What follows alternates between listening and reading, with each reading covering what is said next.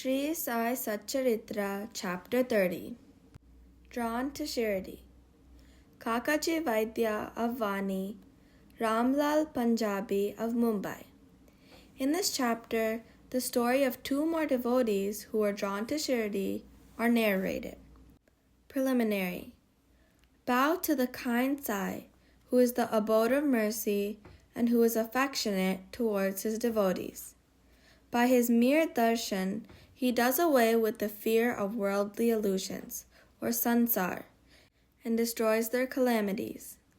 He was first nirguna, formless, but on account of the devotion of his bhaktas, he was obliged to take a form. To give liberation, self-realization, to the bhaktas is the mission of the saints, and for Sai, the chief of them, the mission is inevitable. Those who take refuge in his feet have all their sins destroyed, and their progress is certain. Remembering his feet, Brahmins from holy places come to him and read scriptures and chant the Gayatri mantra in his presence. We who are weak and without any merits do not know what bhakti is, but we know this much, and though all others may leave us, Sai won't forsake us. Those whom he favors get enormous strength, discrimination between the unreal and the real, and knowledge. Sai knows fully the desires of his devotees, and fulfills the same.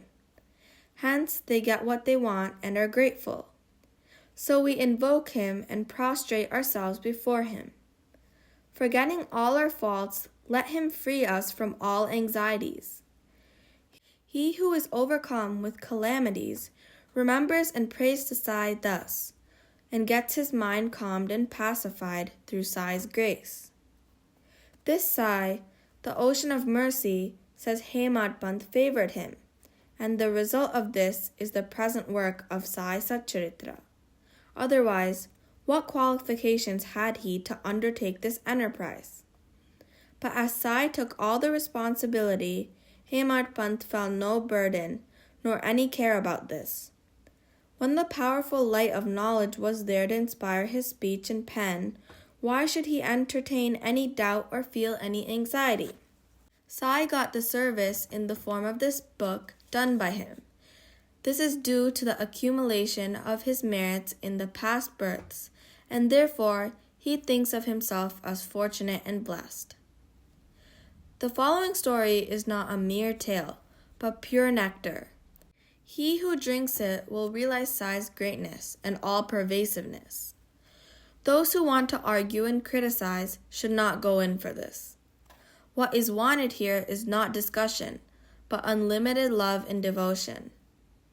Learned, devout, and faithful believers are those who consider themselves as servants of saints, and they will like and appreciate these stories. Others will take them to be fables.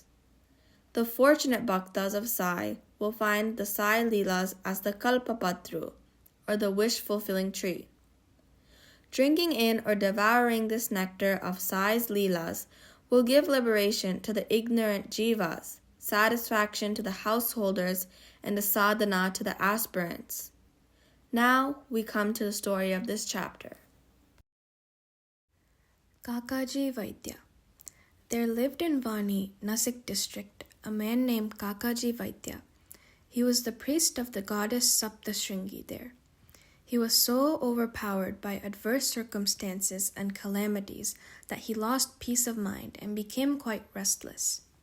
Under such circumstances, one evening he went into the temple of the goddess and prayed unto her from the bottom of his heart and invoked her aid to free him from anxiety. The goddess was pleased with his devotion, and the same night appeared to him in his dream and said to him, "You go to Baba, and then your mind will become calm and composed." Kakaji was anxious to know from her who this Baba was, but before he could get any explanation, he was awakened. Then he began to think as to who might be this Baba, to whom the goddess had asked him to go to. After some thinking, he resolved that this Baba might be Trayambakeshwar, or Lord Shiva. So he went to the holy place, Trayambak, and stayed there for 10 days. During this period, he bathed early in the morning, chanted the Rudra hymns, did the Abhishek, and did other religious rites, but with all this, he was still as restless as before. Then he returned to his place and again invoked the goddess most pitifully. That night, she again appeared in his dream and said, "Why did you go to Trayambakeshwar in vain? I meant by Baba Sri Sai Satcharitra of Shirdi." The question before Kakaji now was how and when to go to Shirdi and how to see Baba. If anybody is in real earnest to see a saint, not only the saint but also God fulfills his wish. In fact, the saint and the God are one and the same. There is not the least difference between them. If anybody thinks that he will go on his own wish to see a saint, that will be a mere boast. Unless the saint wills it, no one is able to go and see him. Even the leaf of the tree won't move without his bidding. The more anxious a bhakta is for the visit to the saint, the more devout and faithful he is, the more speedily and effectively is his wish satisfied to his heart's content. He who invites anybody for a visit also arranges everything for his reception, and so it happened with Kakaji. Shama's vows. When Kakaji was thinking about his intended visit to Shirdi, a guest came to him at his place to take him to Shirdi. He was no other than Shama, a very close and intimate devotee of Baba. How he came to Vani at this juncture we shall just see. Shama was severely ill when he was very young, and his mother had taken a vow to her family goddess, Saptashringi at Vani, that if her son got well, she would bring and dedicate him at her feet. Then, after some years, the mother herself suffered much from ringworms on her breasts. At that time, she again took another vow to her deity that if she got all right, she would offer her 2 silver breasts. These 2 vows remained unfulfilled. At her deathbed, she called her son Shama and drew his attention to the vows, and after taking a promise from him that he would fulfill them, she breathed her last. After some time, Shama forgot about these vows, and thus 30 years elapsed. About this time, a famous astrologer had come to Shirdi and stayed there for a month. His predictions in the case of Shriman Bhuti and the others came true, and everybody was satisfied. Shama's younger brother, Bapaji, consulted him and told him about his mother's vows, which his elder brother had promised to fulfill at her deathbed and had not yet fulfilled. Hence, the goddess was displeased with them, and that was bringing troubles on them. Bapaji told this to his brother, Shama, who was then reminded of the unfulfilled vows. On thinking that any further delay would be dangerous, he called a goldsmith and got a pair of silver breasts prepared. Then he went to the masjid, prostrated himself before Baba, and placing before him the 2 silver breasts, requested him to accept them and free him from the vows, as to him he was his Saptashringi goddess. Then Baba insisted upon him to go himself to the temple of Saptashringi and offer them at the feet of the goddess. Thus, after taking Baba's permission and Udi, he left for Vani, and while searching for the priest, reached Kakaji's house. Kakaji was then very anxious to visit Baba, and Shama went there to see him at that very time. What a wonderful coincidence this was. Kakaji asked him who he was and whence did he come, and on learning that he came from Shirdi, he at once embraced him. So overwhelmed was he with love. Then they talked about Sai Leelas, and after finishing the rites of Shama's vows, they both started for Shirdi. On reaching the place, Kakaji went to the masjid and fell at Baba's feet. His eyes were soon bedewed with tears, and his mind attained calmness. According to the vision of the goddess, no sooner did he see Baba than his mind lost all its restlessness and became calm and composed. Kakaji began to think in his mind, "What a wonderful power this is." Baba spoke nothing, There was no question, no answer, no benediction pronounced. The mere darshan itself was so conducive to happiness. The restlessness of my mind disappeared by his mere darshan. Consciousness of joy came upon me. This is what is called the greatness of darshan. His vision was fixed on Sai's feet, and he could utter no word. Hearing Baba's leelas, his joy knew no bounds.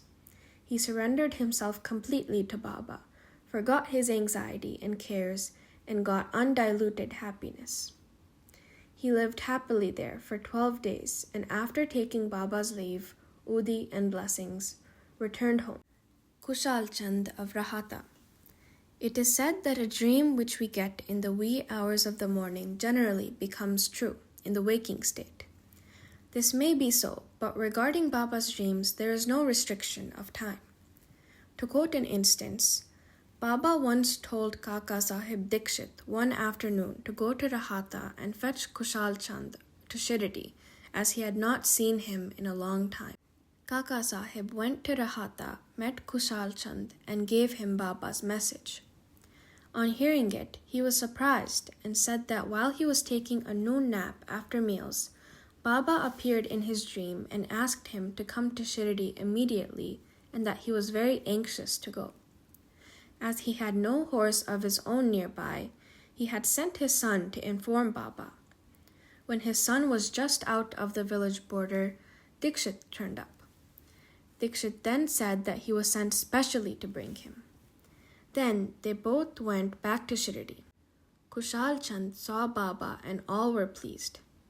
Seeing this leela of Baba, he was much moved. Ramlal of Mumbai.